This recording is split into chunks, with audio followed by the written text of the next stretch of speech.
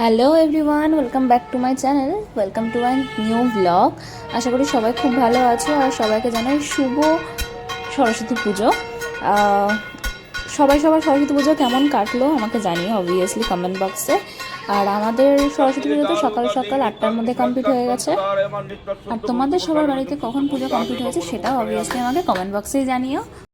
আর finally এখানে আমাদের সবার অঞ্জলি দেওয়াও ডান। অঞ্জলি পর্ব শেষ হয়ে যাওয়ার পর এখানে হচ্ছিল আরতি, খুব সুন্দর উনি আরতি করেছিলেন। আচ্ছা, এখানে আমি তোমাদের আরও একটা জিনিস জানিয়ে রাখি, সেটা হচ্ছে এই যে এত ডেকোরেশন দেখছো, এত সুন্দর আলপনা দেখছো, সেই সবটাই করেছে আমার বাবা তার নিজের হাতে রাত জেগে। এবার এখানে আমরা সহপরিবারে একটা সুন্দর গ্রুপ ভিডিও করে নিলাম, ইয়ে তো বানতা হ্যাঁ। আচ্ছা, সহপরিবারে হলুদ জামা কাপড় পরে অঞ্জলি দেওয়া ডান। এবার আসি রান্নায়, পেট পুজোয়।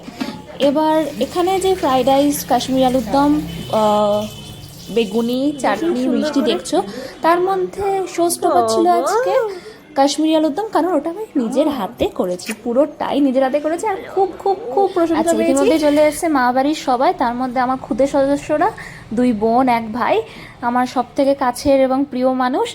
যাই হোক, আবারও পেট পুজোর মাধ্যমে শেষ করলাম আজকের ব্লগটা। জানিও কেমন লাগলো। ততক্ষণে বাই।